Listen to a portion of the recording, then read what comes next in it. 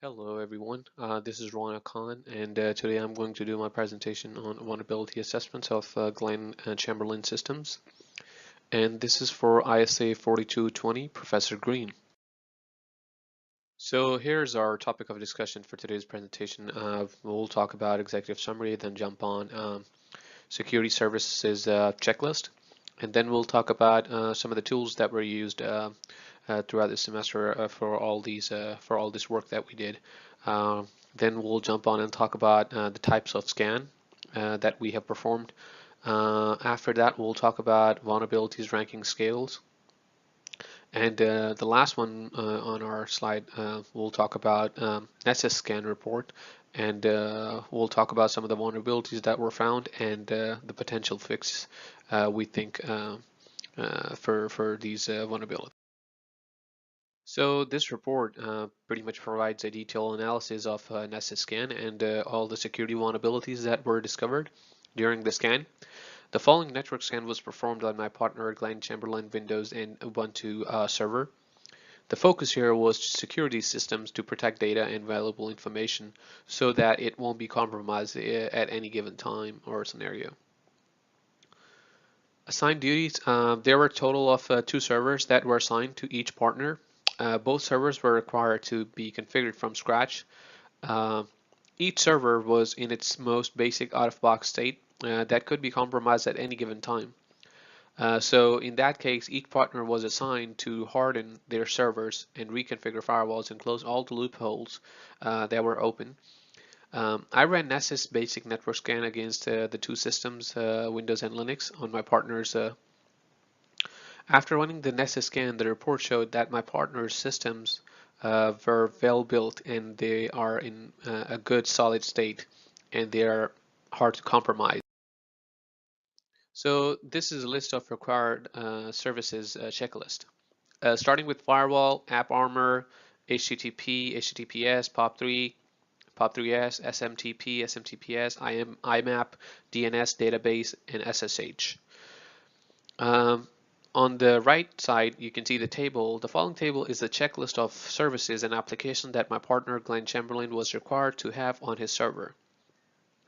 The chart states that Glenn had all the required services and applications present on his server with only one exception, which was IMAP. This chart also illustrates all the required applications as well. These services checks were done on periodic basis. There were a total number of 3 service checks for the entire semester that we performed. So this slide presents the list of tools that were used for we used for the entire semester for various scans.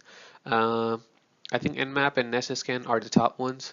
VMware was actually used to host these virtual environment for these servers for Windows and Linux systems.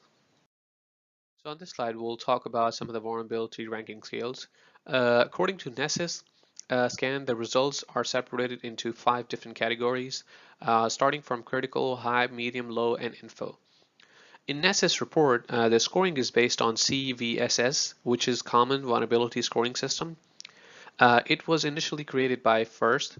Nessus used color schemes for scale ranking. The criticals are labeled in red, high in orange, medium in yellow, low in green, and info in blue. In this report, all the issues with critical status are being addressed first and low at last. This report indicates 0 critical, 0 high, 4 medium, 0 low, and 60 info issues that were found. This was total number of there were a total number of 4 medium issues that were found and are being addressed in this report. So here we'll talk about the 2 types of scans that were performed on both systems, Linux and Ubuntu. Starting with Nmap. Nmap is a security scanner originally written by Gordon Leon, used to discover hosts and services on a computer network. For this class, each partner was assigned to run Nmap scan on their partner systems to note down the state of each partner's box and then notify their partner upon discovering any missing host service on their computer network. And Nessus Scan, Nessus is a remote security scanning tool which scans a computer and raises an alert if it discovers any vulnerability that's malicious. Malicious hackers could use to gain access to any computer you have connected to a network. The vulnerability assessment was done using Nessus Vulnerability Scanner via Kali Linux on my partner systems. During the scan, there were a few vulnerabilities that were found. So here on this slide, we'll talk about Nessus scans, some of the vulnerabilities that were found in the scan report, and the potential fix for those vulnerabilities.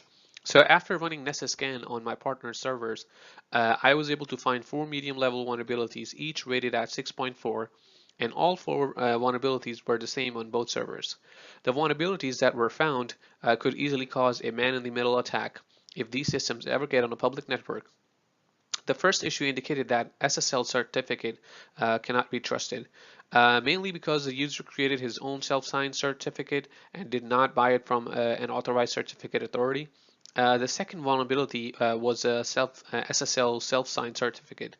Um, this vulnerability was found on both Windows and Ubuntu servers. The issue indicates that X.509 certificate chain for this service is not signed or issued by an authorized certificate authority.